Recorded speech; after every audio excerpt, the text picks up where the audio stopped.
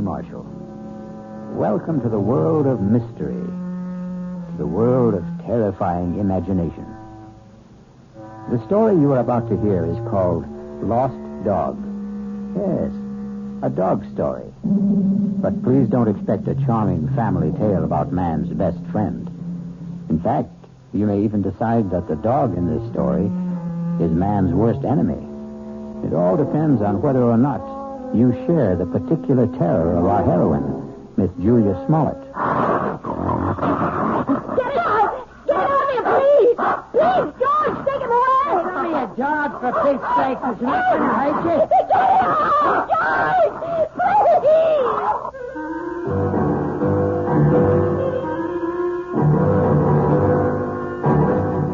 Our mystery drama, Lost Dog, was written especially for the Mystery Theater by Henry Slesser and stars Kim Hunter. It is sponsored in part by the Kellogg Company, makers of Kellogg's Special K cereal. I'll return shortly with Act One.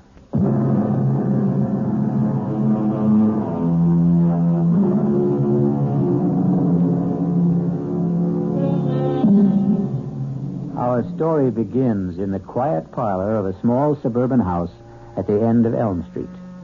Well, not completely quiet, since young Ronnie Hughes is once again practicing his scales under the gentle, watchful eyes of his piano teacher, Mrs. Julia Smollett.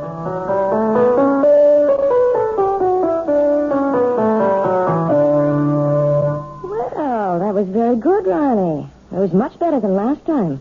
I still wish we could skip this scale stuff, Mrs. Smollett. I mean, I'm not saying that I'm ready to play concertos yet, but just the same... Why does it bother you so much, Ronnie? Well, playing scales makes me feel like a little kid, I guess. Oh, that's silly. All the finest pianists had to learn their scales before they could play any composition. I guess it's my fault for starting to learn to play so late in life. Ronnie, 19 years old isn't very late in life. I'm 20, Mrs. Smollett. Are you already? Oh, now, don't tell me you've been coming here a full year. No, just about 4 months. But my birthday was last week. It was on Thursday. You weren't well last Thursday. Oh, yes, that's right. You still don't look well. Listen, why don't we see how well you know the chromatics? Your cheek, it's swollen. It's still swollen. Does it hurt? No, it doesn't hurt at all. It was silly of me to stumble and fall that way. I know that your husband hit you, Mrs. Smollett. Now, that's a very silly thing to say. You can't tell me it isn't the truth. I remember the first time he did it. At least the first time I knew anything about it. Now, I'm going to have to put a stop to this. Yes. I wish you would. I wish you'd call the police or something the next time it happens. Now, listen to me, young man. You've been listening to a lot of foolish town gossip. Then tell me it isn't true. What I'm telling you is that it isn't any of your business. Yeah, I guess that's right. It's none of my business. I should never open my big mouth. I'll just keep it shut from now on. Ronnie. Yeah? All right. My husband and I had a quarrel. He was drunk, wasn't he? George is in a very difficult occupation. The competition is very keen, and, well, the people he has to deal with aren't always very gentle. I don't know anything about the trucking business, Mrs. Smollett. I just hate the idea of anybody hurting you. That's all. I just can't understand why he'd do such a thing. What did you do to him? Well, if you must know, Ronnie, I won't allow him to have a dog. You what? It sounds silly, doesn't it? And you're right, it is. It's silly on my part. But I'm absolutely terrified of dogs.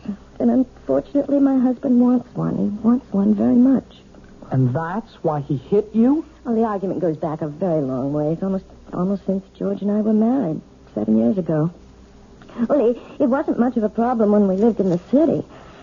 George didn't have his trucking company then. He was just a driver. But when he got the chance to buy into a firm out here, well, we bought this house. And I guess having a house in the country made George think about dogs and things. But I just don't see what's so important about it. Well, some things become important in marriage.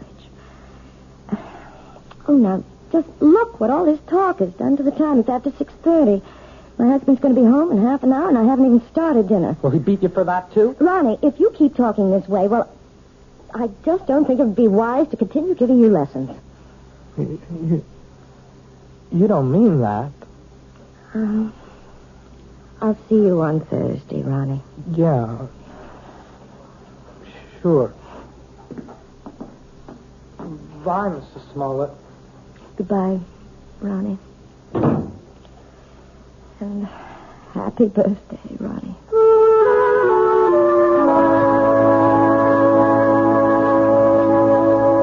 What else could I tell the guy? I had 2 semis in a repair shop. If I wanted the job, I had to use his equipment. Well, fine.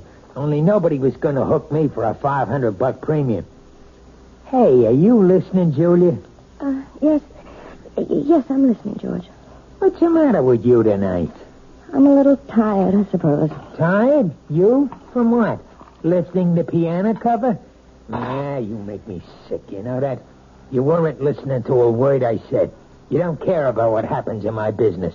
You never cared. Well, I never understood much about it. You always talk to me as if I'm one of your associates.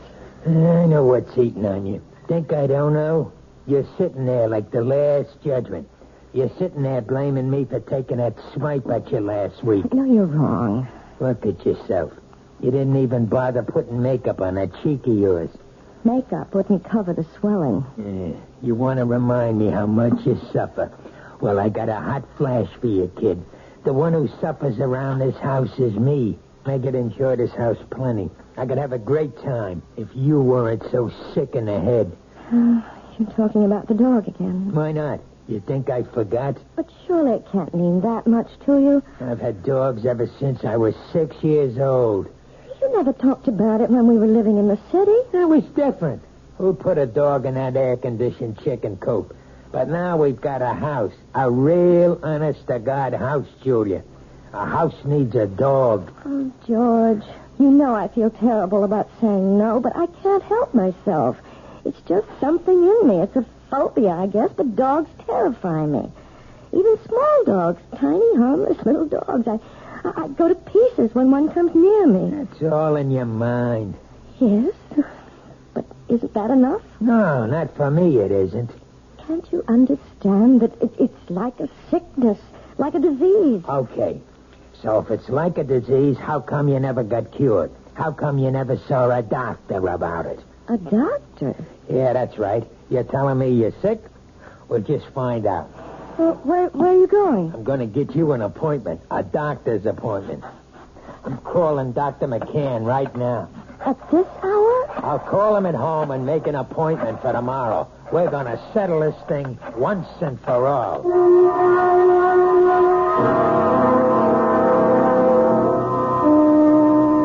Well, Julia, maybe I'm the wrong kind of doctor. What do you mean? Well, if you're serious about getting rid of this phobia, that would take a specialist. You mean a psychiatrist? Oh, some kind of head doctor.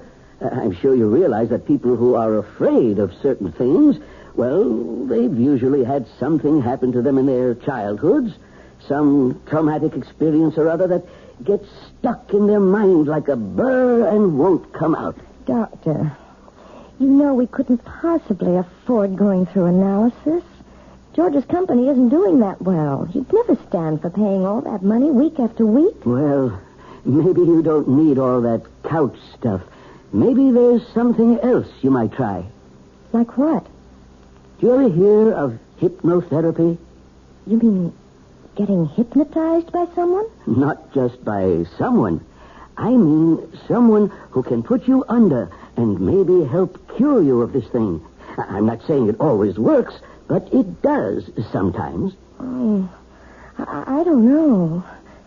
The thought sort of frightens me. Nothing frightening about it. It might be just the way to find out why you're really afraid of dogs.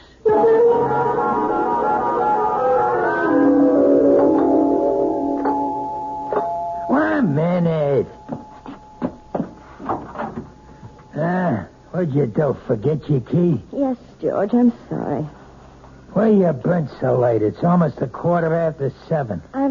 I went to a movie after I saw Dr. McCann. I was just so nervous. I had to get out of myself, so I went to this movie, and it lasted longer than I thought it would. Oh, that's great. Just great. Now what happens to my dinner, huh? Dinner's all ready. All I have to do is heat it. That's a fine thing. I come home early to surprise you. You're not even here. I'm sorry, George. Look, do you think you should have more to drink now? I mean, it won't take me more than 10 minutes to get dinner on the table. Never mind how much I drink. Besides, I'm in no hurry for dinner. I want to know what the doctor said. Well, it's just as I told you, George. There's nothing Dr. McCann can do for me. It's not something that can be cured with a pill. There's gotta be some way. Well, he suggested that maybe a different kind of doctor, a hypnotherapist. A what? Someone who hypnotizes you, who tries to make you go back into your past. Sounds like a lot of junk to me. Well, it might do some good. I really don't know. I'll tell you what would do some good. A little direct action. That's what you need. What are you talking about, George? The only way to learn how to swim is to jump in the water, right? Well, that's what you need, Julia. I simply can't make you understand, can I? Well, maybe I can make you understand. Forget it. You want to get that dinner ready? I'm hungry. Yes, I'm going now. Look, why don't you change first? Change? Yeah, your clothes. Get more comfortable. Well, yes, I think I'd like to do that, George. I won't be long.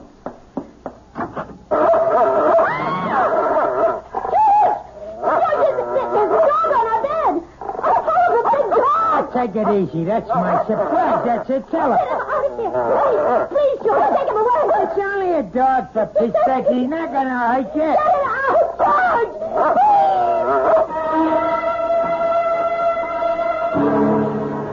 It only goes to prove that there are more terrors in this world of ours than anyone imagines. But the question in the Smollett house is, which one is the real terror? Attila the dog or George the husband? We'll learn more about both of them when we return shortly with Act 2. This is WOR New York, your station for the Mystery Theater.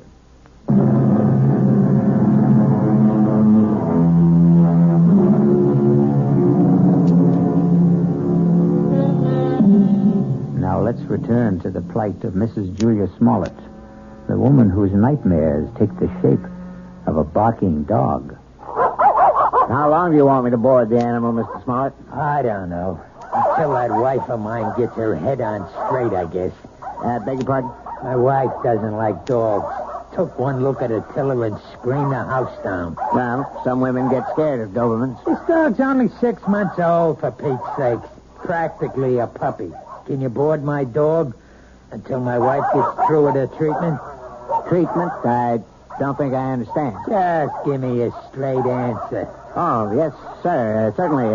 We'll take the dog for as long as you like. We'll see how long that is.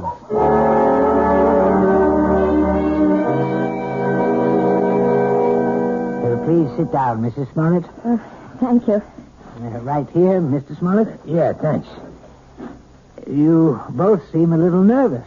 I'm sorry, Dr. Froelich, but I suppose I am. I know. Dr. McCann explained to me. He said that hypnotherapy was an accepted kind of treatment. For some cases, yes. Not all of them. All I want to know is, will it work?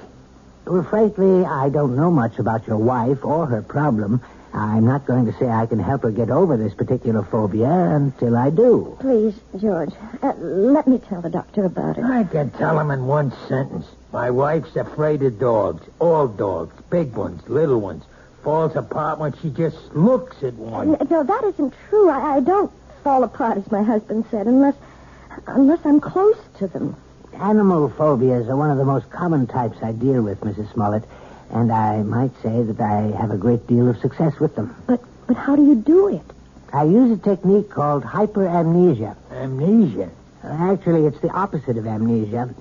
After placing the subject in a trance state and making her completely willing to free herself from critical judgments about her past... Wait a minute. I'm not following you. What we do is get the subject to remember long-forgotten, very, very deeply repressed experiences. Sometimes they remember them in great detail, even though they still maintain amnesia at the conscious level. And you see... I'm not sure I do. Do you mean you can find something in my mind that I don't even know is there? Possibly. It may take some time. We might need several visits to establish a rapport between us. But if all goes well, we should soon be able to find out if anything in your past is causing this problem.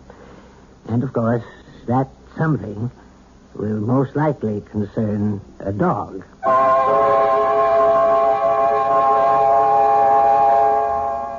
That wasn't one of Hank's longest passes, but it was a bullet right at Joe Flax, deep in enemy territory. George? 3 minutes left in the half. You home already? Whether or not the Raiders will try to go all the way. Well, what happened? How'd it go at Folix? It was all very strange. Well, come on, let's hear it. Did he get you hypnotized or didn't he? Look, I just want to hang my coat up. Look, I'm missing a big game just because I want to hear. You might as well turn it on again, George, because all that Dr. Froelich did was what he called the first stages. What does that mean? I mean, well, he put me under all right. There wasn't any problem about that. Yeah, I figured that. Tell me what he said about the dog. He didn't say anything, George. Oh, what do you mean? Just that. He didn't start talking about my problem. That's going to have to wait until I'm more receptive. What's he trying to do? Keep stringing you along until he bleeds me dry? Those visits cost $50 each, you know that? I know it's expensive, but you're the one who insisted that I go. $50 a week plus kennel charges. A couple of months of that, and I'll be hocking half of my trucks. Look, you tell that guy to get down to business. It's only my second visit, George. Well, we better start seeing some results on number 3, understand? I'm not waiting any longer. There doesn't have to be a number 3. As far as I'm concerned, we can stop right now. What are you talking about? George, I don't want to do this thing. I hate being put under. I hate anybody poking around in my subconscious for something that isn't even important to me. You mean you want to be sick? I think I'll lie down for a while. Don't you walk out on me. I'm sure you'd rather watch a football game. Oh, tell me what to do. I know. You think I'm Mr. Lowbrow. But let me tell you something, kid. You're no fairy princess anymore. Maybe that's what you used to think you were back in the old days. But the only fairy around this house is that piano student of yours. I don't like to talk to you when you're like this. That's what you always say when I'm drinking. Well, I'm not drinking now. And you better listen to what I'm saying. Oh, please, George, don't touch me. Yeah, I knew that was coming next. Don't touch. That's your favorite phrase, night and day. Don't touch, George. You're hurting me. That's the only thing you understand. The only touch that means a thing to you. Let go of me. Stop being such an animal. I'll show you what animals do. No, George, please, don't. I'll show you what kind of an animal I am. I'll show you. Don't, George, please don't. Please.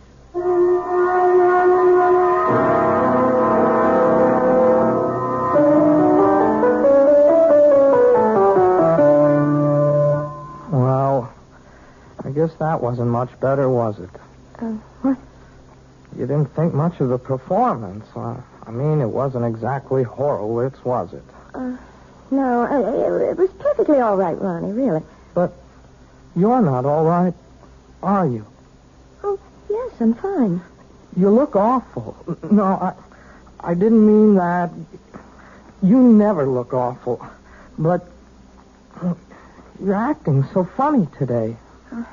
I'm sorry. I guess I have something on my mind. Can I take a guess? No. What you can take is the next page of this lesson. Listen, Mrs. Smoke. Look, Can I call you Julia? Oh, really, Ronnie? I know. You're going to give me all that stuff about teacher-student relationship. Only I'm sick of calling you Mrs. Smollett. I hate it. I hate it because it's his name. Ronnie. No. You're the most important thing in my whole life. Please, Ronnie. I don't want you to say things like that. They're not true, and they're just making it impossible for me to teach you. You know how I feel about you. I'm sure you do. You're just too smart not to have seen it. I know that you're 20 years old. Is that why you don't want me to talk about it? Because I'm younger than you are? It's flattering that you feel that way, Ronnie, but I know it's just a little crush you have. Boys go through that sort of thing all the time. Boys. Crush. Look, you're treating me like a kid. If you ask me, that's why you keep me on those damn scale exercises all the time, so you won't have to think that I'm any more of a man than those 10-year-old kids that you teach all the time. No, Ronnie. I know you're a man. Of course I do. Well, then if you think that, treat me like one. Just once. Please. Please. Let me kiss you, Julia. Just once. Ronnie. Please, Julia. What is it? What's the matter? It's nothing. I just bruised my neck a little, and when you touched it... Your neck? Yes, it's nothing. Is that why you're wearing the scarf today? Let me see. No, Ronnie, don't. Oh, my God. It was just an accident. Nothing but an accident. You're all bruised.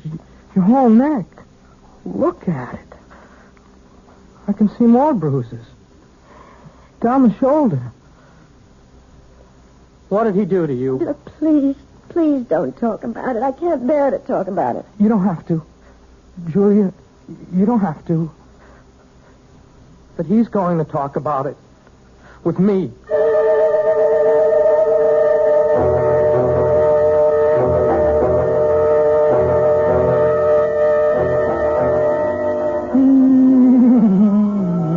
Hey, let's sit down, will you? Doesn't that bring back memories?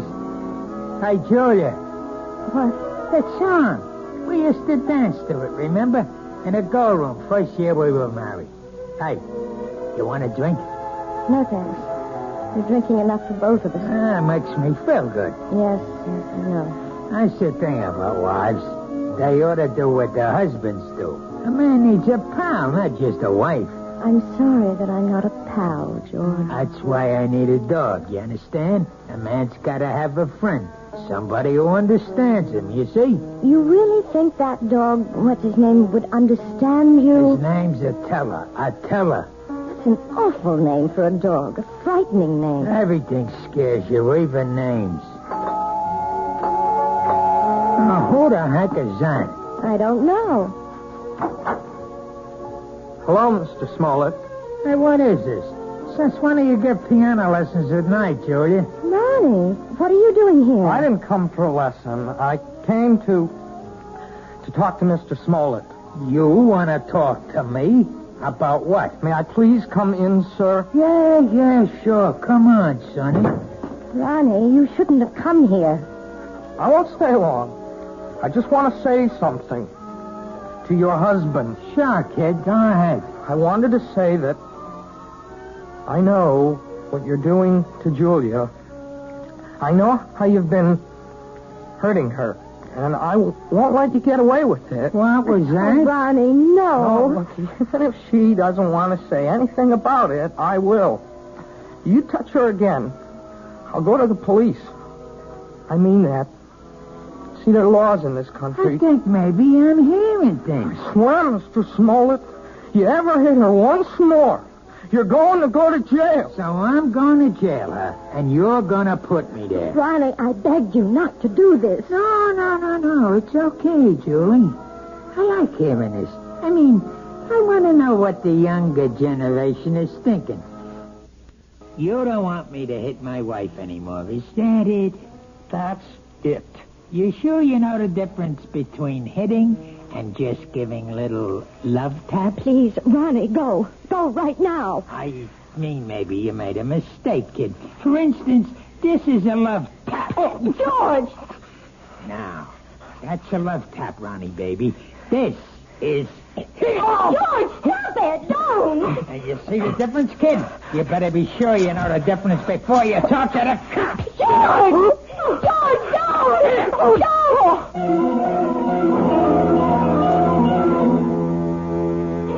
Yes, it's sad to realize that all men who love dogs aren't necessarily lovable themselves. But obviously, George Smollett is a man who believes that brute force trains people as well as animals.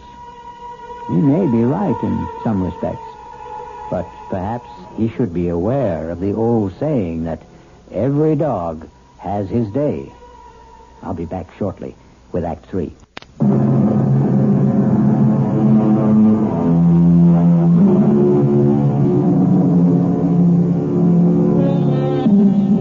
An important day has arrived in the life of Julia Smollett and her husband George, because Julia is on her way to the offices of Dr. Froelich, who has promised that this is the day which may bring her back to the forgotten days of her past, perhaps to the very day when she equated the word terror with the friendly eyes and wagging tail of man's best friend. This better be the payoff. That's all I've got to say. I hope you're not disappointed, George. Well, at least you're talking to me. That's the first word you've said to me in 2 days. I haven't had much to say. Look, the kid Ronnie's all right. I didn't mark him up. He's still as pretty as ever. That worries you, doesn't it? Nobody's got a right to walk into my own house and say those things to me. You have nothing to worry about, George. Yeah, that's what you say. $50 a visit is something to worry me, and $40 a week for the dog, and a lot of other things. We've also lost a piano pupil. I suppose you realize that. Who cares about that? Ronnie paid $20 a week for his lessons, George. I won't miss it. Not as much as you'll miss your little Prince Charming. Well, what about it? About what? You're gonna miss him, right? You're not gonna have any shoulder to cry on, are you?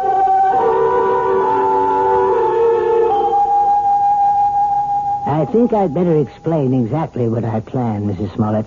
We're going to try something called age regression. Age regression? It sounds as if you're going to make me younger. That's almost exactly what we'll try to do.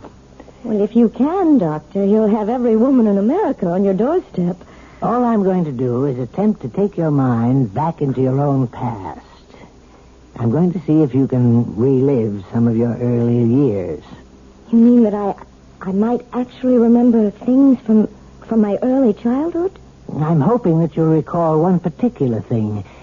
The thing which you've been concealing from your adult self for a very long time. It's rather frightening, isn't it? No, you mustn't fear knowledge, especially self-knowledge. Now, we'll just draw the window shade and we'll get started.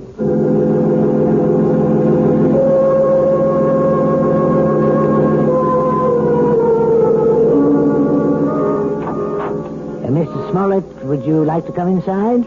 Me?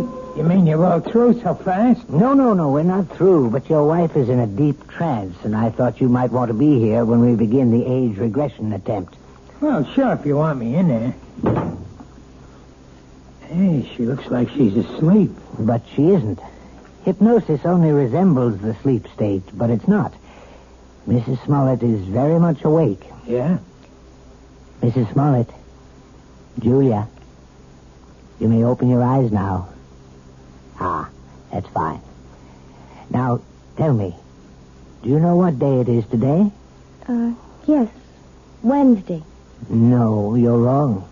It's Friday, Julia. Is that right? Yes, Friday. No, Julia, it isn't Friday either. Do you know what day it is now? No. I don't know what day it is. In fact, right now you don't know the day or the month or even the year, Julia, do you? No.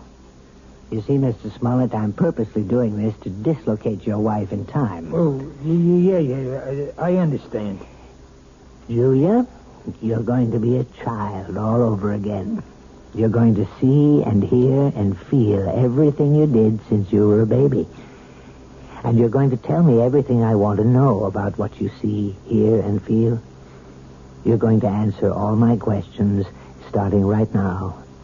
You understand? Yes. Julia, you are 1 year old.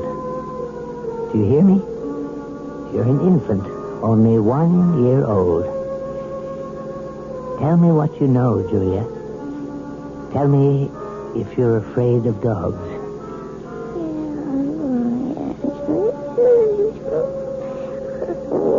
Oh, my God. You sound like a happy baby to me, Julia. I don't think you had any fear of animals when you were a little baby. Did you? Now you're 2 years old, Julia. You can probably say a few words now. Are you afraid of dogs? No. And now you're 3, Julia. You're growing up very quickly. Now you're a big 3-year-old girl. And are you afraid of dogs now, Julia? No. I'm not afraid of Bow Wow.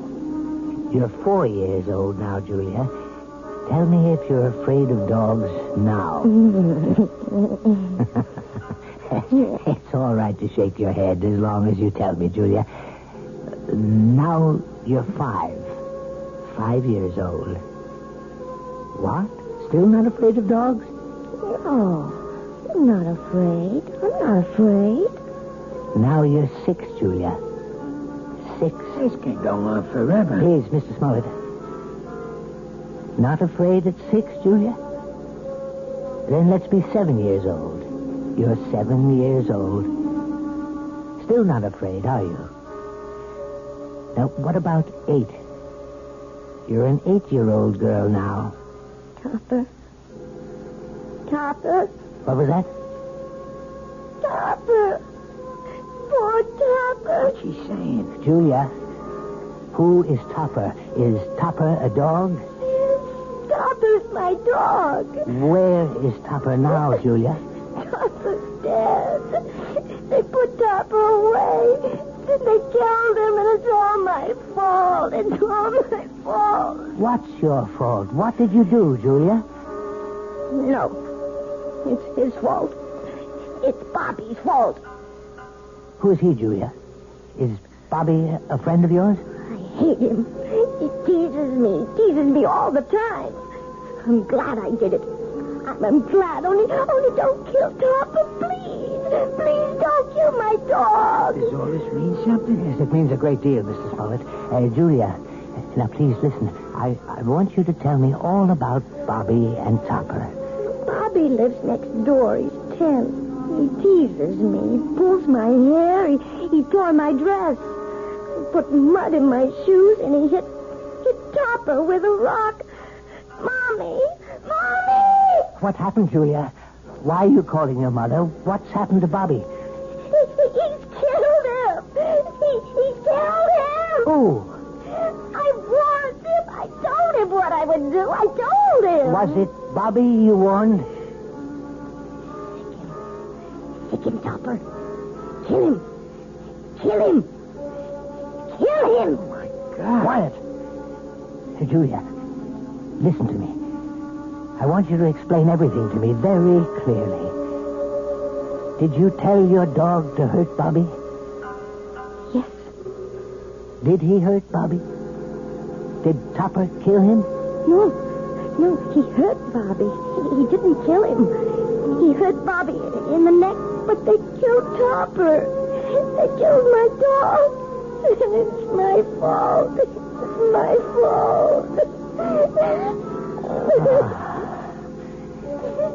Well, I think we found the lost dog.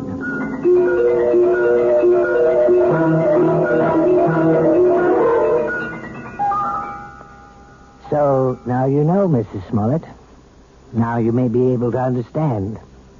It was this one incident in your childhood, this one tragedy of your past innocence, which is responsible for your phobia. More than anything, you have a strong feeling of guilt.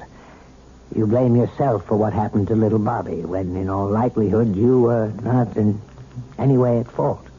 No, Dr. Froelich. You're wrong about that part. It was my fault. I remember it all now. You probably just wished that Topper would turn on the little boy, and you saw your wish become a reality. So you accused yourself of a crime. I didn't wish it. I told Topper what to do. I hated Bobby so much I wanted him to sink his teeth in that little boy's throat. Well, at least you've brought it all into the light, Mrs. Smollett. And something tells me that it won't be long before you'll willingly accept the love and friendship of a dog again.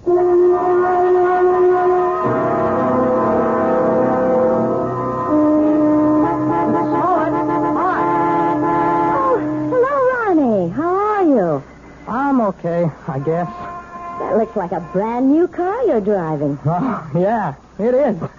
My parents gave it to me for my birthday, but, well, it took a couple of months to get it here from the factory. Well, you see, I wanted a couple of special things done to it. It's very handsome, Ronnie. I'm sure you're enjoying it. Yeah, it's great. I guess you've been shopping, huh? Yes, I have been. Ronnie, maybe you'd like to come inside for a few minutes for some tea or something? I'm afraid I can't right now. See, I'm supposed to pick up Lisa at her house. Lisa? Yeah, Lisa Bryant. We, sort of going steady now. Yes, of course. Well, it was very nice running into you, Ronnie. Yes, it was. Hey, by the way, you're looking, well, you seem real fine these days, Mrs. Smollett. Yes, Ronnie. I'm really very fine. Now I've got to go inside. It's time to feed Attila. Who? Goodbye, Ronnie.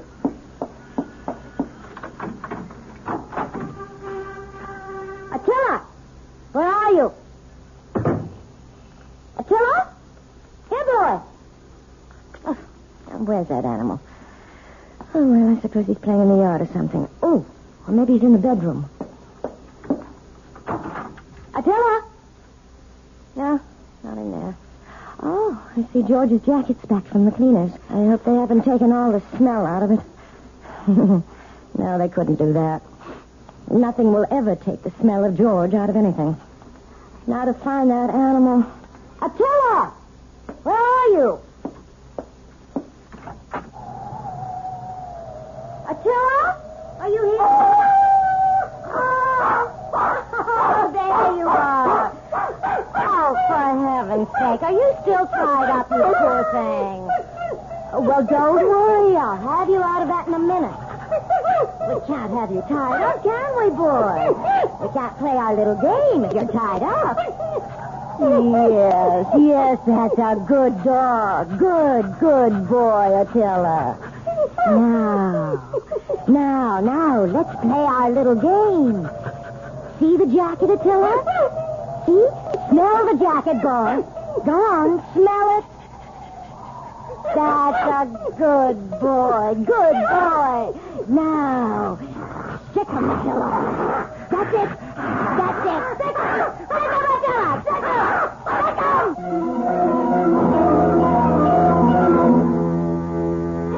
Who said a dog has to be man's best friend? Why not woman's best friend? Especially a woman like Julia, who is just learning how really helpful a dog can be. Or rather, she's remembering how helpful. And one day soon, George Smollett will come home to a very surprising greeting from his own pet. I'll be back shortly.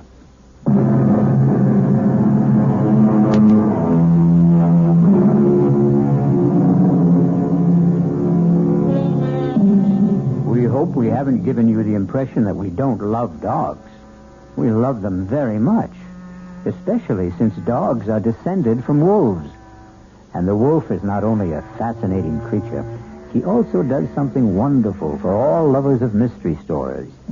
He makes this chilling sound. Our cast included Kim Hunter, George Matthews, Robert Dryden, Gil Mack, and Mandy Patinkin. The entire production was under the direction of Himan Brown. Radio Mystery Theater was sponsored in part by Anheuser-Busch Incorporated, brewers of Budweiser. This is E.G. Marshall inviting you to return to our Mystery Theater for another adventure in the macabre. Until next time, pleasant dreams.